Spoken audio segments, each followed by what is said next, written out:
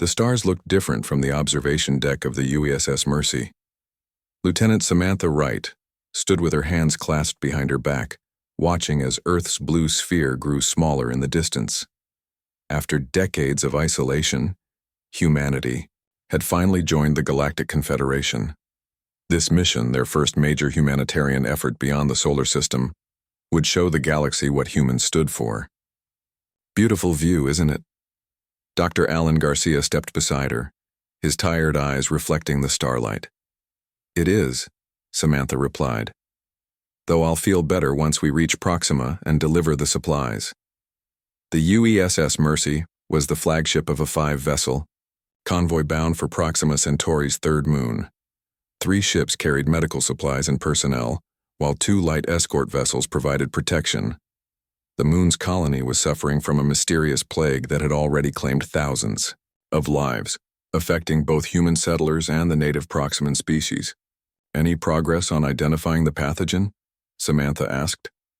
Alan shook his head. Not yet. The samples we received show characteristics unlike anything in our databases. That's why I need to get there. See it firsthand. The ship's intercom crackled. Lieutenant Wright, please report to the bridge. Samantha nodded to Alan. Duty calls. Get some rest, Doctor. You'll need it when we arrive. The corridors of the Mercy were spotless white, befitting a hospital ship. Crew members nodded respectfully as she passed. Within minutes, she reached the bridge, where First Officer Jack Sullivan waited at the command station. Status report? Samantha asked as she settled into the captain's chair. All systems nominal, Jack replied, his red beard neatly trimmed against his uniform. We'll reach the jump point in approximately 4 hours. Communication lines with Earth remain open and we're receiving updates from the colony. Things are getting worse there. They lost another 50 last night. Samantha frowned. Push our engines to 95%. I want to shave time off this journey if possible. Yes, Lieutenant. Jack turned to relay the orders. Ambassador Eliza Monroe entered the bridge, her formal diplomatic uniform standing out among the medical staff's attire. Lieutenant Wright, I've just finished a call with the Confederation Council. They're impressed with Earth's response to this crisis. We're not doing it to impress anyone, Samantha replied. Those people need help. Eliza smiled. And that's exactly why it's impressive. Many species in the Confederation wouldn't risk their own for a distant colony, especially one with non-human inhabitants. Then they're about to learn how humans operate, Samantha said, turning her attention to the navigation displays. The next 12 hours passed in a blur of preparations. Medical teams ran drills. Equipment was checked and rechecked, and Samantha reviewed security protocols with the captains of the escort vessels. Intelligence suggests minimal risk, Captain Ben Harding of the escort ship Sentinel said during their briefing. Small-scale pirate activity has been reported in nearby systems, but nothing our defenses can't handle. I don't want to take chances, Samantha replied. This convoy carries enough medical supplies to be tempting to someone desperate enough. Understood. We'll maintain combat readiness throughout the journey. Later that evening, Samantha found herself in the ship's mess hall, picking at a meal while reviewing colony data on her tablet. The room was nearly empty at this late hour. Mind if I join you? Jack Sullivan slid into the seat across from her, setting down a cup of coffee. Couldn't sleep? She asked. Too much on my mind. He gestured to her barely touched food. You should eat. Can't help anyone if you collapse from exhaustion. Samantha smiled and took a bite. You sound like my father. Your father sounds like a wise man. Jack's expression grew serious. Sam, I've been going over the colony's transmissions. Something doesn't add up. What do you mean? The pattern of the disease spread. It's too uniform. Most outbreaks have clusters, hotspots. This one is spreading in an almost perfect pattern. Samantha set down her fork. You think it's not natural? I'm not sure. I flagged it for Dr. Garcia to review, but I thought you should know. Their conversation was interrupted by Communications Officer Catherine Doyle. Lieutenant, we're receiving a priority message from Earth Command. Samantha stood immediately. Put it through to the bridge. I'm on my way. Minutes later, she stared at the transmission data, jaw tight. Confirmed sightings of SCAR collective vessels in the Proxima system, she read aloud. The SCAR? Jack's face paled. They're not supposed to be anywhere near Proxima. Apparently, they didn't get the memo. Samantha turned to her navigation. Officer. How long until we reach Proxima? At current speed, 36 hours, Lieutenant. She made a quick decision. Inform the convoy. Yellow alert status. I want weapon systems checked and shields at standby. You think they'll attack a medical convoy? Eliza asked, having joined them on the bridge. The SCAR joined the Confederation just before Earth did. They opposed our membership from the beginning, Samantha explained. I don't know what they're doing in Proxima, but I'm not taking chances. The journey continued without incident. As they approached the Proxima system, the mood on the Mercy grew tense but focused. Medical teams continued preparations while security personnel ran combat drills. Dr. Garcia approached Samantha on the bridge 20 hours into their journey. Lieutenant, I've reviewed the disease progression data. Sullivan was right. This doesn't look natural. You think it's engineered? Samantha asked quietly. I need more evidence, but yes, that's my suspicion. The question is, by whom and why? Before she could respond, the ship's sensors lit up. They had entered the Proxima system. Standard approach vector, Samantha ordered. Hail the colony. After a brief delay, a haggard face appeared on the main screen. This is Administrator Paul Hayes of Proxima Colony. Thank God you're here, Mercy. We brought supplies and personnel. As requested, Samantha replied. We'll begin shuttle operations as soon as we establish orbit. Thank you. Our situation is... The transmission crackled with interference. Administrator? Samantha leaned forward. We're losing your signal. Incoming. Transmission. The administrator's face was replaced by static, then a new signal broke through. Mercy, this is Mining Facility Omega, 20,000 kilometers from your position. A panicked voice came through. We have multiple casualties and our medical bay is overwhelmed. Please, we need immediate assistance. Samantha glanced at Jack, who was already checking the facility's location on their charts. It's a small detour, he said. We could send one of the smaller medical ships. Do it, Samantha decided. The Compassion can break off and assist while we continue to the main colony. As orders were relayed and the Compassion changed course, Catherine looked up from her station. Lieutenant, I'm detecting unusual energy readings from the vicinity of the mining facility. Samantha felt a chill run down her spine. What kind of readings? Consistent with weapons charging. In that moment, Samantha knew they had made a terrible mistake. Red alert! Recall the Compassion immediately. Shields up. But it was too late. The space around the mining facility lit up with weapons fire as hidden ships suddenly decloaked. The Compassion, caught completely unprepared, took multiple direct hits. SCAR vessels, Jack shouted. At least 6 of them, heavily armed. Evasive maneuvers, Samantha ordered. All ships, defensive formation. Get me a channel to those SCAR ships. As the convoy scrambled to respond, more SCAR vessels appeared from behind Proxima's moon, cutting off their escape route. They had sailed directly into a trap. They're jamming our long-range communications, Catherine reported, fingers flying over her console. I'll try to get a distress signal to Earth. Samantha gripped the arms of her command chair as the first impacts rocked the Mercy. On the view screen, she watched in horror as one of their escort vessels erupted in flames.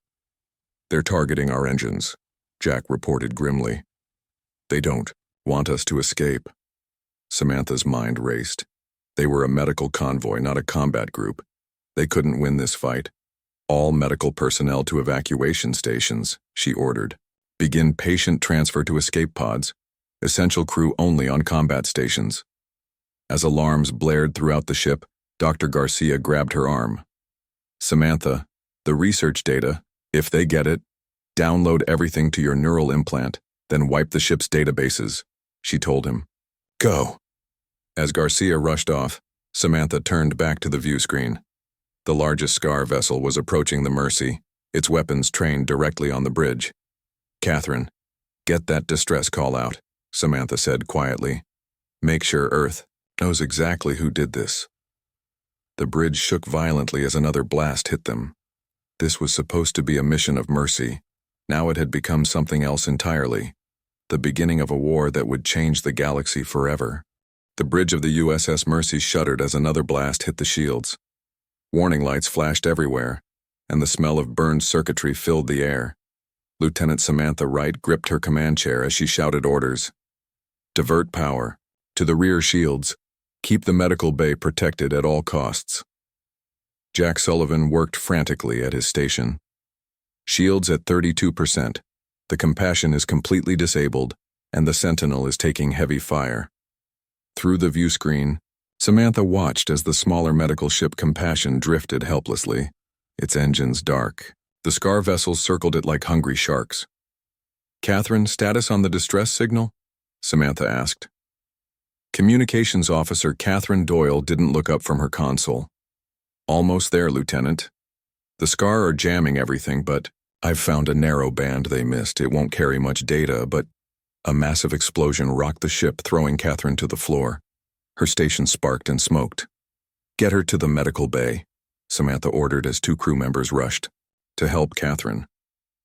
Blood streamed down the communications officer's face, but she pulled herself up. Wait, Catherine said weakly. I just need to finish this. She reached up with shaking hands and pressed a final sequence of buttons. Signal sent, but I don't know how much got through. Samantha nodded grimly. Good work, Doyle. Get her out of here, she told the crew members. As Catherine was carried away, Samantha turned to Jack. Launch all emergency beacons. Even if our message didn't get through, the beacons might. Already done, Jack replied. But they're shooting them down almost as fast as we can launch them. The largest Scar ship moved directly in front of the Mercy, its weapons ports glowing ominously. The ship was at least 3 times their size, with jagged edges that made it look like a predatory creature. They're hailing us, the replacement communications officer announced. Samantha straightened her uniform. On screen, the view screen flickered, and a Scar commander appeared. The alien's scaled face featured 4 yellow eyes arranged in a diamond pattern. Sharp teeth showed when he spoke. I am Commander Vextar of the Scar Collective, the alien said in heavily accented standard. Your ships are defeated. Surrender, now. This is Lieutenant Samantha Wright of the USS Mercy. We are on a humanitarian mission with the full authorization of the Galactic Confederation. Your attack on medical vessels is a war crime under Confederation law. Vextar made a sound. That might have been laughter. Laws, always laws with humans. You hide your ambitions behind pretty words like humanitarian and mercy. We're carrying vaccines and medical equipment for a colony suffering from disease, Samantha said firmly. Check our cargo if you don't believe me. Oh, we will, Vextar replied. After we board your vessel, power down your shields in 30 seconds or we will destroy another of your ships. The transmission cut off. Samantha turned to Jack. How many escape pods have launched, she asked quietly. 17. Maybe 150 people got away. And how many are still aboard? Jack's face was grim. Over 300. Mostly medical personnel and patients too critical to move. Samantha made her decision. Begin evacuation procedures for all remaining non-essential personnel. I want as many people off this ship as possible. Use the pods on the far side of the ship, away from the Scar vessels. What about you? Jack asked. Someone needs to stay and buy time. She turned to the bridge crew. I'm ordering you all to evacuate. Get to the pods. No one moved. Jack stood straighter. With respect, Lieutenant, we're staying with you. Samantha felt a lump in her throat but pushed it down. Fine. But I want Dr. Garcia and his team off this ship now. Their research is too important. In the medical bay, Dr. Alan Garcia worked feverishly to download critical data to his neural implant. Around him, medical staff rushed to evacuate patients who could be moved. Doctor, we need to go now, a nurse urged him. Almost done, Alan muttered, his eyes closed as the data transfer completed.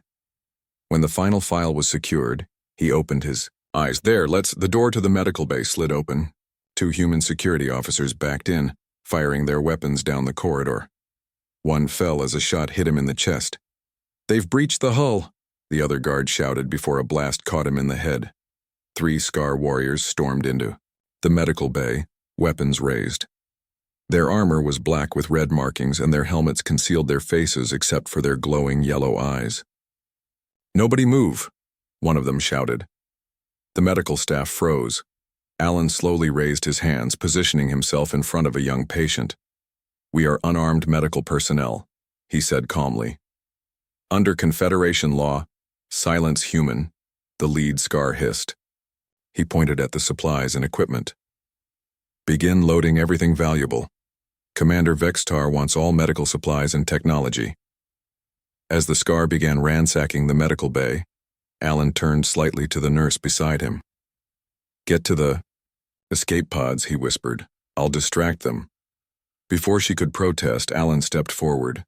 "Those supplies are meant for dying people. Children, your own kind are suffering on that moon too." The lead Scar turned on him. "Our kind? You think we care about the weaklings who live alongside humans?" He stepped closer to Alan. "The strong survive. The weak perish. That is the only law that matters." On the bridge, Samantha watched as Scar boarding parties breached multiple sections of the ship. "They're taking everything," Jack reported. "Medical supplies, equipment, even our research data." "Have they found Garcia?" Samantha asked. "Unknown. Last report had him in Medical Bay 3, but communications are down in that section now." The ship rocked again as more systems failed. Smoke filled the bridge and emergency lighting cast everything in an eerie red glow. "Lieutenant," the tactical officer called out. "They're herding our people to the cargo bay. Looks like they're taking prisoners." Samantha's jaw tightened. "Keep broadcasting on all frequencies. Someone has to hear us." In the medical bay, Alan watched helplessly as Scar warriors roughly handled patients, throwing those who couldn't walk to the floor. "You call yourselves a civilized species?" Alan challenged the Scar leader. "This is barbarism." The Scar grabbed Alan by the throat. "Your species is the true barbarian. You've been quarantined for centuries for good reason. Now you infect the Confederation with your weakness." He threw Alan against a wall. "Take this one to Commander Vexatar. He seems important." 2 hours later, Samantha knelt on the floor of her own bridge, hands bound behind her back. Most of her bridge crew lay dead around her. Jack was beside her, his face bloody but his eyes defiant. Commander Vextar walked slowly around them, examining the human ship with curiosity. "Such primitive technology. It's hard to believe you were ever considered a threat." "If we're so primitive, why attack us?" Samantha asked. Vexatar leaned down. "Because you don't belong here. Earth was contained for a reason. The old species knew what would happen if humans spread among the stars." "We came to help people," Samantha said. "No. You came to expand. To infect this galaxy with your ideas." He stood straight. "But you failed. When no word comes from your convoy, your leaders will understand. The galaxy is not for humans, as..." Vextar turned to leave. Samantha called after him. "You've made a mistake, Commander. You should have destroyed us completely and left no survivors." Vextar paused. "And why is that?" "Because now Earth will know exactly what happened here. And unlike you, we don't leave our people behind." The Scar commander laughed. "Your homeworld is weeks away at your fastest speeds. By then there will be nothing left of your ships but dust." As he left the bridge, Jack leaned toward Samantha. "You think Earth received Catherine's message?" Samantha watched as the Scar began planting explosive devices around the bridge. "They had to have gotten something. And something is all they'll need." "For what?" Samantha's eyes hardened. "To make the Scar Collective regret ever touching a human hospital ship." The emergency session of Earth's Defense Council began at 3:17 a.m. Earth Standard Time. The large circular chamber was filled with military officers, government officials, and scientific advisors. The atmosphere was tense as Admiral Peter Blackwood stood at the center, his face grim. "At 600 yesterday, we received a partial distress signal from the UESS Mercy," Admiral Blackwood said. His voice was steady, but those who knew him could see the anger in his eyes. The signal was badly damaged, but our technicians recovered enough to confirm an attack by SCAR collective forces on our humanitarian convoy. President Nicole Warren sat forward in her chair. She had been woken just an hour ago, but her eyes were clear and focused. Do we have confirmation of survivors? 3 escape pods have been located by our long-range scouts, Blackwood replied. 27 survivors in total, mostly medical personnel. They confirmed that the SCAR attacked without warning and began boarding the ships. What about Lieutenant Wright, Dr. Garcia? Asked Defense Minister Harold Cooper. No sign of them among the survivors. We believe they remained aboard the Mercy. Silence fell over the room. Everyone understood what that likely meant. One of the survivors managed to preserve sensor data, Blackwood continued. He pressed a button, and a holographic display appeared in the center of the room. It showed the Mercy and other human ships surrounded by SCAR vessels. The attack was coordinated and deliberate. This was not a misunderstanding or a rogue captain. This was planned. President Warren's voice cut through the quiet. Options? Admiral Blackwood looked around the room, then back to the President. Madam President, I recommend immediate implementation of Protocol Prometheus. Murmurs spread through the chamber. Most people there had never heard of Protocol Prometheus, those who had looked shocked. Admiral, said Foreign Secretary Olivia Palmer, Protocol Prometheus was designed as a last resort against existential threats to Earth.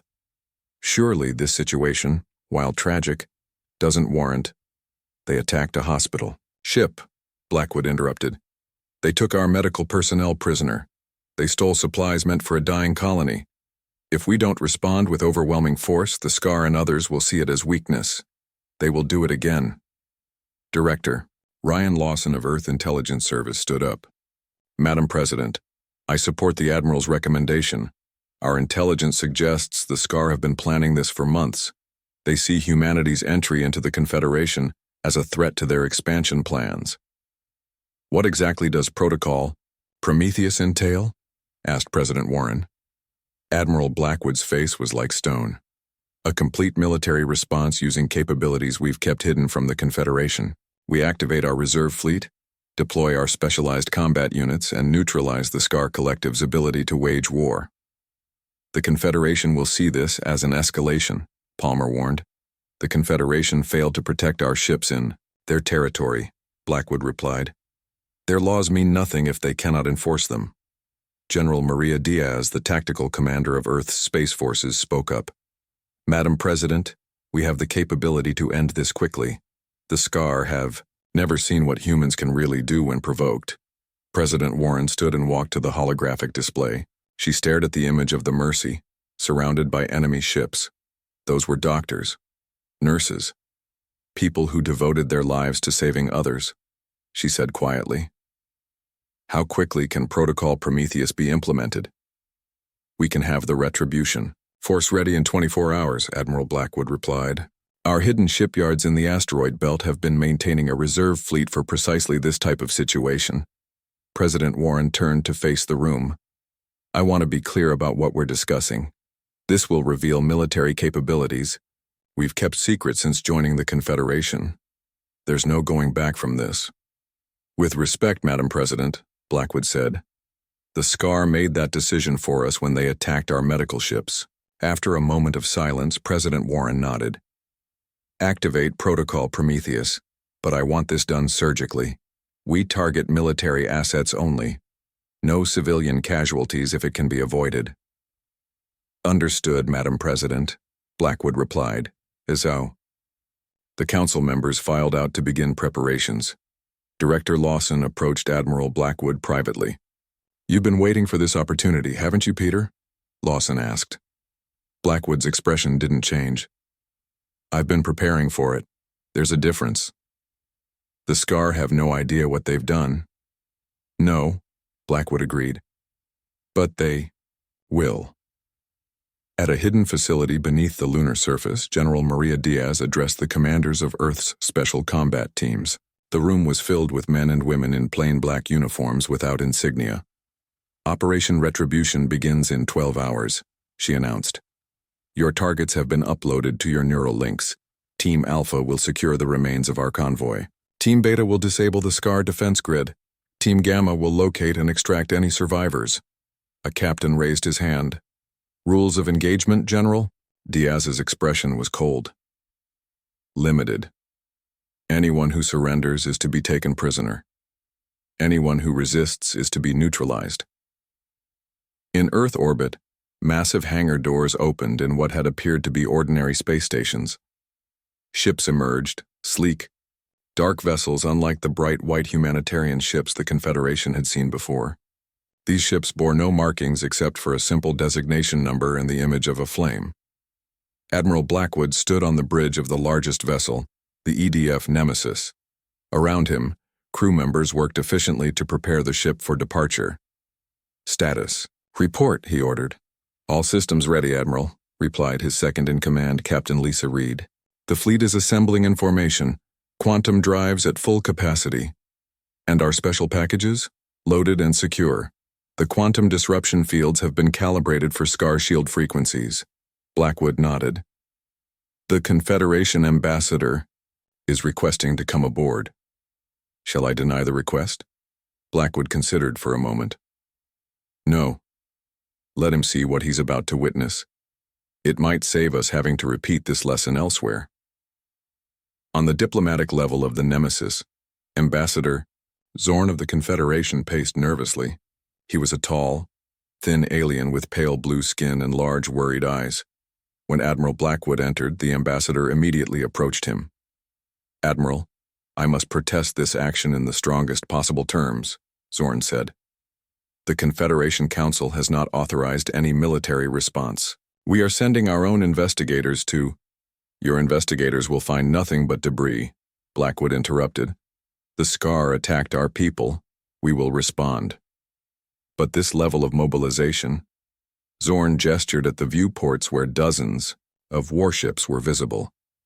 This goes beyond self-defense. The Confederation cannot condone— We're not asking for permission, Ambassador. Blackwood's voice was quiet but firm. Earth stood alone for centuries while the rest of the galaxy watched. We developed technologies you can't imagine, not to conquer, but to ensure our survival. Are you threatening the Confederation? Zorn asked, his voice rising. No. We're showing you that humanity will not be bullied or pushed aside. The SCAR attacked doctors and nurses on a mission of mercy. Now they will learn why Earth was kept isolated for so long. On the bridge of the Nemesis, Captain Reed approached Admiral Blackwood upon his return. Sir, all ships report ready. The Mom. Retribution Force awaits your command. Blackwood took his place in the command chair. On the main screen, 50 warships hovered in perfect formation, their hulls absorbing light rather than reflecting it. Begin the jump countdown, he ordered. Target, SCAR Collective Homeworld. As the quantum drives powered up, Blackwood thought of Lieutenant Wright and her crew. He had reviewed her service record, a brilliant officer with a promising future, now likely dead or captured. They should have left our people alone, he said quietly. Captain Reed nodded. Yes, sir. They'll learn that lesson soon enough. Jump in 10 seconds, announced the navigation officer. As the countdown reached 0, the fleet of Earth warships vanished in flashes of blue light, bound for SCAR space, and bringing with them a response that would change the balance of power in the galaxy forever. Commander Vextar stood on the bridge of his flagship, the Dominant Will. Around him, officers monitored screens showing the SCAR home system. The attack on the human convoy had been successful beyond his expectations. His ships had returned, with valuable medical technology and supplies that would give the SCAR an edge in their ongoing border disputes. Commander, the prisoners have been processed, reported his second-in-command, Sub-Commander Kraz. Most have been sent to labor camps. The high-value ones are in the special holding facility for questioning. And the human lieutenant? Vextar asked. Still alive, though not very cooperative. The doctor, too. Vextar nodded with satisfaction. They will break eventually. The information in their neural implants could be valuable. Sir, called out a sensor officer, we're detecting unusual energy readings at the edge of the system. Vextar turned to the main view screen. Source? Unknown, sir. It's not matching any known signature in our database. A sudden flash of blue light filled the screen. When it faded, 50 black ships hung in space where there had been nothing a moment before. The vessels were unlike any Vextar had seen before, sleek, angular, and seeming to absorb the light around them. "Identify those ships," Vextar commanded, a hint of alarm in his voice. Before his officers could respond, every communication system on the bridge activated simultaneously. Admiral Blackwood's face appeared on all screens. "This is Admiral Peter Blackwood of Earth Defense Force. You have attacked and destroyed vessels on a humanitarian mission, killed medical personnel, and taken prisoners of war. You have 20 minutes to surrender all human captives and prepare for boarding. There will be no second warning." Vextar's 4 eyes widened in shock, then narrowed in rage. "How dare they? Activate all defense systems. Call in every ship we have." Throughout the SCAR system, alarm signals blared. Defense platforms powered up weapons and patrol ships moved to intercept the human fleet. Aboard the EDF Nemesis, Admiral Blackwood watched the SCAR response with cold calculation. "They're deploying their fleet in standard defense formation," reported Captain Reed. "As expected," Blackwood replied. "Deploy the quantum disruption field." Reed nodded to a technician who activated a series of controls. From the human ships, invisible waves of energy spread outward, washing over the SCAR vessels. On the dominant will, chaos erupted as systems began to fail. "Our shields are down," shouted an officer. "Weapon systems offline." "Impossible." Vextar slammed his fist on a console. "How can they affect all ships simultaneously?" "Sir, they're launching small craft," another officer reported. "Fighters?" Vextar asked. "No, they're too small. More like drones." Outside, thousands of tiny objects deployed from the Earth ships. Each no bigger than a human hand, they moved with incredible speed and precision, forming swarms that enveloped SCAR vessels. Wherever they touched, systems failed and weapons powered down. "Tactical analysis," Blackwood requested aboard the Nemesis. "Drone swarms performing as expected," General Diaz reported. 87% of SCAR weapons have been neutralized. Their communication network is down.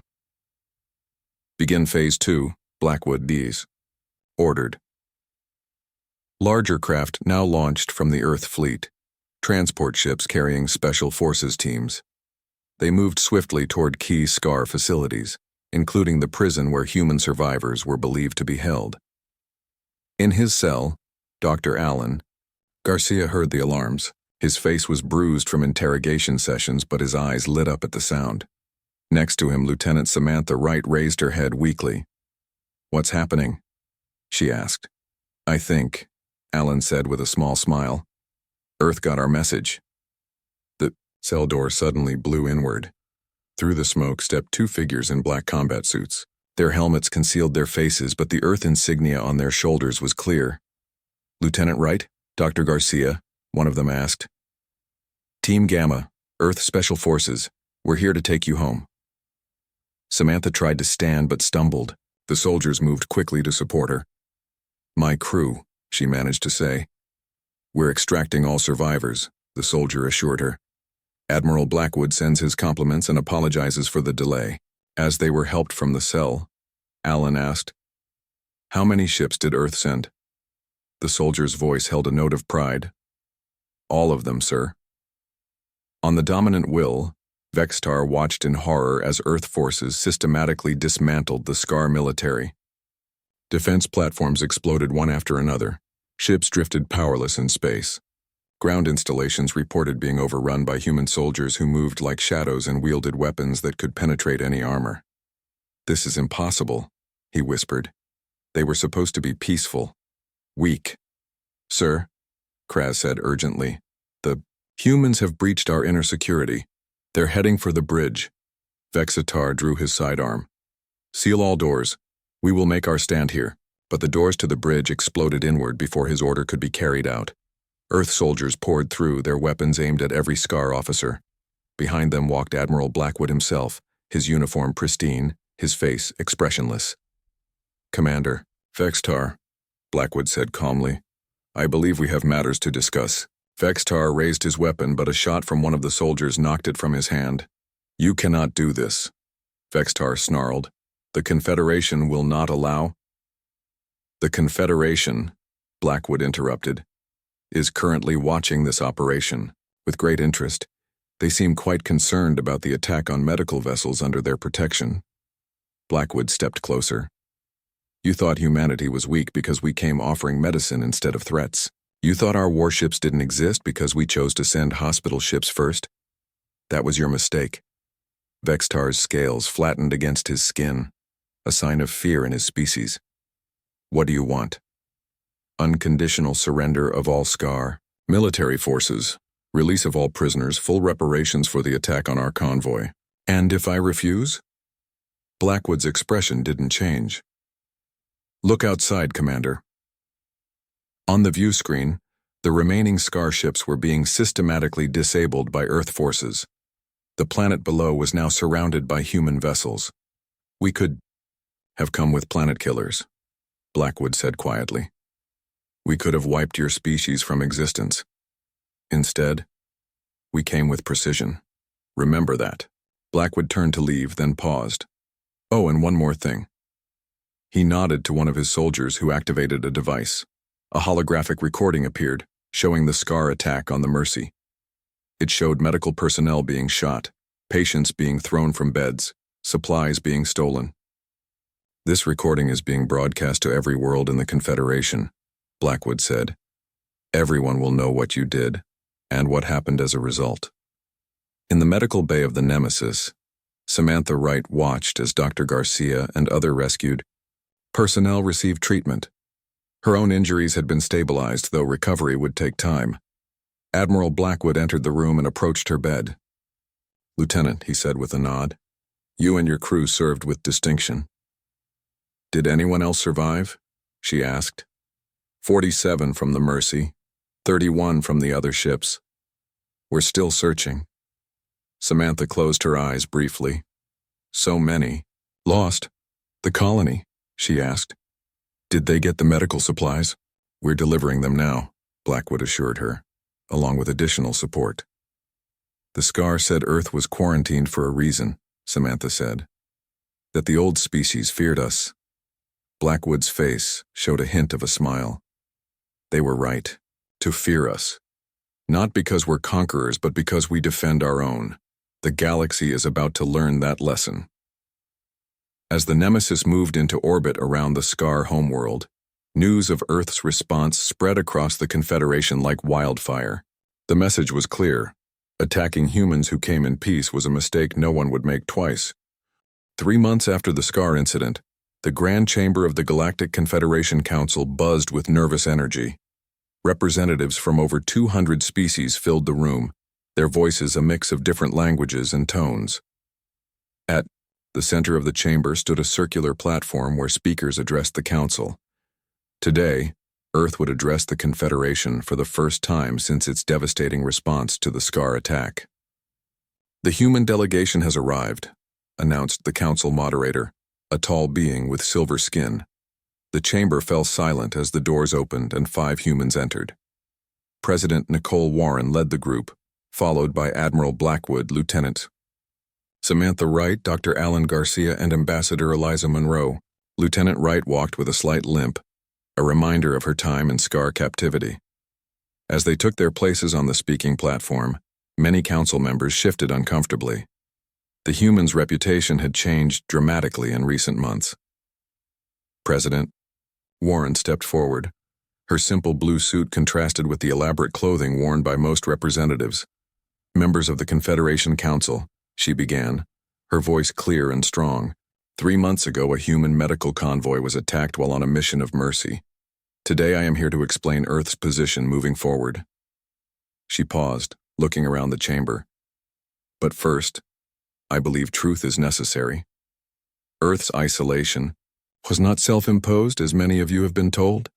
It was a quarantine enforced by the elder species of this galaxy." Murmurs spread through the chamber. The representatives of the oldest Confederation species looked particularly uncomfortable. "For centuries, humanity was kept from joining this community of worlds," Warren continued. We were told it was for our own development, but now we know. The truth, it was fear. Admiral Blackwood stepped forward. While confined to our solar system, we prepared, not for conquest, but for survival. We developed technologies that some of you thought impossible. We built defenses that you never detected. When we finally joined the Confederation, we kept these capabilities hidden as a sign of good faith. Lieutenant Wright moved to stand beside them. The chamber was completely silent now. I commanded the UESS Mercy, she said, her voice steady despite her still healing injuries. We came with medicine and hope. We were met with violence and cruelty.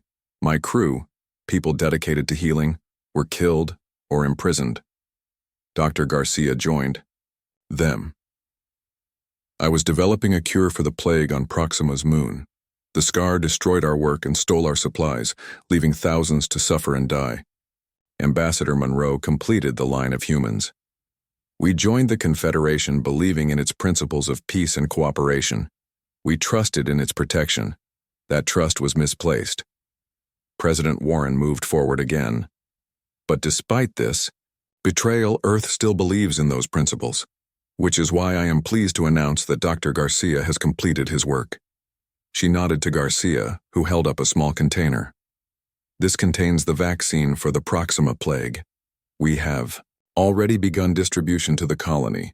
All affected individuals, human and Proximan alike, should recover fully. The council moderator spoke up. This is commendable, President Warren, but it does not address the matter of Earth's military action against the Scar Collective, which violated numerous Confederation laws. Did it? Warren asked calmly. The Scar attacked and destroyed medical vessels on a sanctioned humanitarian mission. They imprisoned and tortured the survivors. They stole supplies meant for a dying colony. Where was the Confederation then? The moderator had no answer. Admiral Blackwood stepped forward again. The Scar believed that Earth was weak because we showed compassion first. That was their mistake, one that others would be wise not to repeat. Is that a threat, Admiral? Asked the representative of the Volari, a species known for their military power. No, Blackwood replied. It is a statement of fact. Earth will continue to offer aid and cooperation to those who need it. But we will also protect our people with absolute commitment. President Warren raised her hand for silence. Moving forward, Earth proposes the following principles for all members of the Confederation to adopt. First, all humanitarian missions will be considered sacrosanct.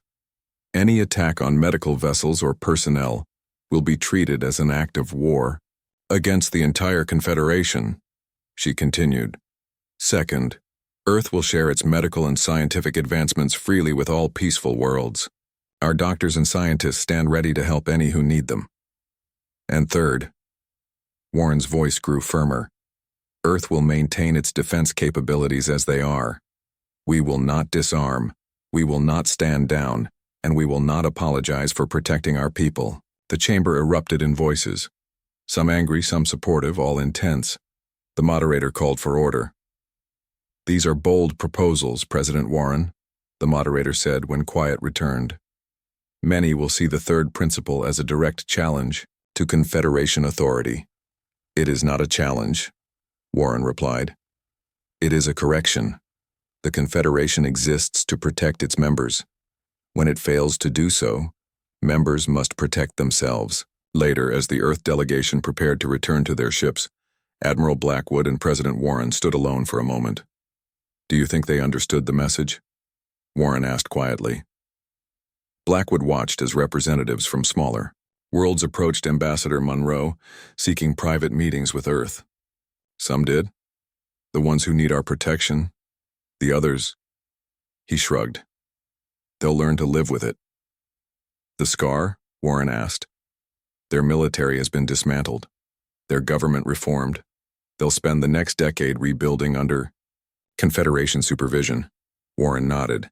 And our new ship? Blackwood allowed himself a small smile. The UESS Second Chance will launch next week. Better armed than the Mercy was, but still primarily a hospital ship. A fitting symbol, Warren said. Healer and protector in one. On the main dock of Earth's orbital station, a grand ceremony took place a week later. Lieutenant Samantha Wright, now promoted to captain, stood in a crisp uniform before the crew of the new vessel. The UESS Second Chance represents everything humanity stands for, she told them. We bring healing to those who need it. We bring hope to those who have none. And yes, we bring strength to defend the defenseless. As the massive ship prepared to depart on its first mission, its hull gleamed in the sunlight. Like its predecessor, it was primarily white, the color of medical vessels, but now it bore armor plating and weapon ports that weren't hidden or disguised. Throughout the Confederation, species watched the launch with various emotions, some with relief, some with concern, some with new respect. Among them, a young Scar watched from a rehabilitation center where Dr. Garcia was treating plague victims. The Scar turned to the human doctor. "Why help us after what my people did?" he asked. Garcia checked the Scar's vital signs before answering. "Because that's what humans do. We heal when we can. We fight when we must." As the Second Chance disappeared, into the darkness of space, a new message spread across the galaxy. Humanity had arrived, bringing medicine in one hand and a sword in the other. Both were offered with equal conviction, and no one would make the mistake of attacking a human rescue. Convoy again,